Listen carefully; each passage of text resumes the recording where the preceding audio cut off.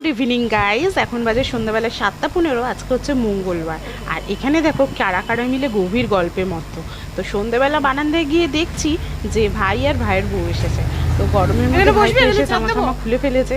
আর এদিকে ননদ আর ভাইয়ের বউতে কি যেন একটা গভীর গল্প হচ্ছে। কি ষড়যন্ত্র করছে সেটা কিন্তু ভালো করে শুনতে হবে। দাঁড়াও করতে দেখলাম সজলও চলে এসেছে। তো সবাই মিলে বেশ একটা খুব সুন্দর চা পার্টি হলো আমাদের।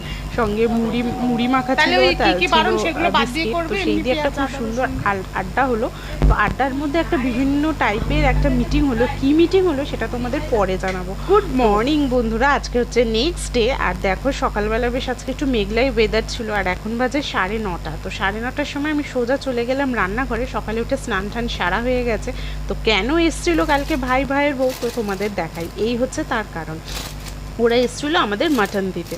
তো ভাই যেখানে ডিউটি করে, ও জানোই তো তোমরা, এর মধ্যে বকরি ঈদ গেল। তো ভাই যেখানে ডিউটি করে সেখানেও প্রতিবারই মাটন পেয়ে থাকে। তো সেখান থেকেই এই 3 বছর ধরে আমাদেরকে দিয়ে যাচ্ছে। যখনই মটন পায় নিয়ে এসে আমাদেরকেই দেয়। তো নিয়ে এসেছে ওর ভাগনার, 2 ভাগনার জন্য। কিন্তু 2 ভাগনা মাটন পেলে আর 2 জামাইবাবু আর দিদি কি বাদ যাবে না? কখনোই সেটা যাবে না। তো আমরাও কিন্তু এর মধ্যে দিয়ে ভাগ বসাবো, আমরা আর বাদ যাই কেন। তো চলো, দিদিকে বলেছিলাম মাটনটা তুই নিয়ে যা, সুন্দর করে রান্না করে দিবি। তো দিদি বলল না, মাটনটা তোর কাছেই থাক, তুই সুন্দর করে রান্না করে পাঠাবি।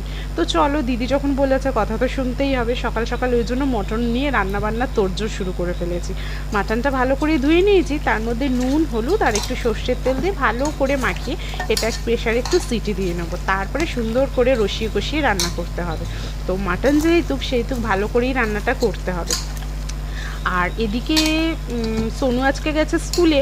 তো সোনু আসার পরে তাড়াতাড়ি করে ওকে স্নান করে খাইয়েও দিতে হবে, কারণ ওর আছে একাডেমি। তো সেখানেও আমাদের বেরোতে হবে, তাই জন্য রান্নাটা একটু তাড়াতাড়ি বসিয়ে ফেলছি। তো চলো ঝটপট করে রান্নাটা সেরে ফেলি। ভালো করে সুন্দর করে মেখেছি, দেখো কত সুন্দর করে মেখে তারপরে এটাকে সিটি বসাবো। তো চলো এবার এটাকে সিটি বসিয়ে নিই। আর বাদ বাকি তারপরে মশলাগুলো রেডি করতে হবে। পেঁয়াজ, আদা, রসুন, আলু এগুলো ততক্ষণে আমি কেটে ফেলি। তো চলো ঝটকে বসিয়ে দিয়েছি সিটি। আর চলো প্রেশার কুকারটা বসিয়ে দিয়েছি গ্যাসে। আর আমরাগুলো কেটে ফেলেছি, খোসাটা ছাড়িয়ে নিয়েছি। এবার এই গ্রেটারে ভালো করে গ্রেট করে নেবো। আজকে না এইভাবে ফার্স্ট টাইম করবো চাটনিটা, দেখা যাক চাটনিটা কীরকম হয়। তোমাদেরকে অবশ্যই বলবো, তোমরা কিন্তু অবশ্যই করো। তো প্রেশার কুকারটা সিটি হয়ে গেছে বলে খোলার চেষ্টা করছি, দেখবো মাটনটা সিদ্ধ হয়েছে নাকি। মোটামুটি 80% 90% হলেই হবে।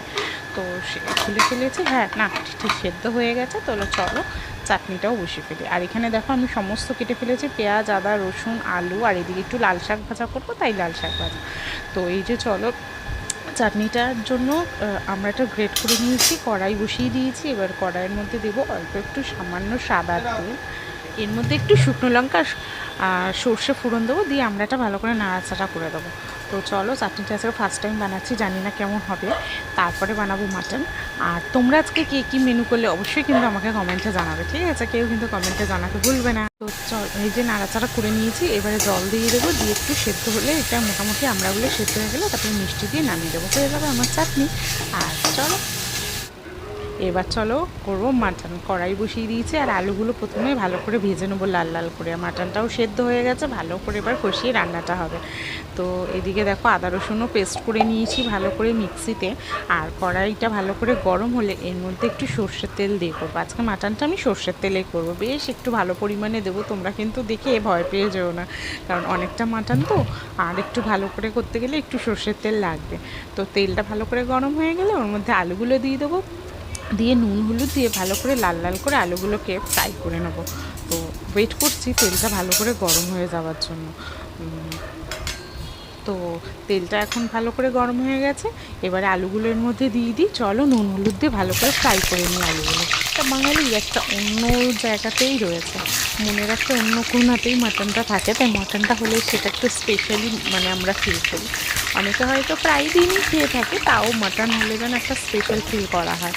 তো বাঙালির কাছে সুন্দর করে মাটন আর একটা গরম ভাত, এর থেকে সুন্দর কম্বিনেশন আর বোধহয় কিছু হতে পারে না। তো আজকে সেইভাবেই হবে, তাই নুন হলুদ দিয়ে দিলাম আলুতে। এবার চলো আলুটাকে ভালো করে ফ্রাই করে নিই। আলুটা ফ্রাই হয়ে গেছে, আলুটা ভালো করে ফ্রাই করে নিয়েছি। আর কড়াইতে ভালো তেজপাতা, গোটা গরম মশলা ফোড়ন দিয়ে পেঁয়াজ দিয়ে দিয়েছি। পেঁয়াজটা ভালো করে ভাজা ভাজা হতে দেখো আদা রসুন পেস্টটা এর মধ্যে দিয়ে দিয়েছি।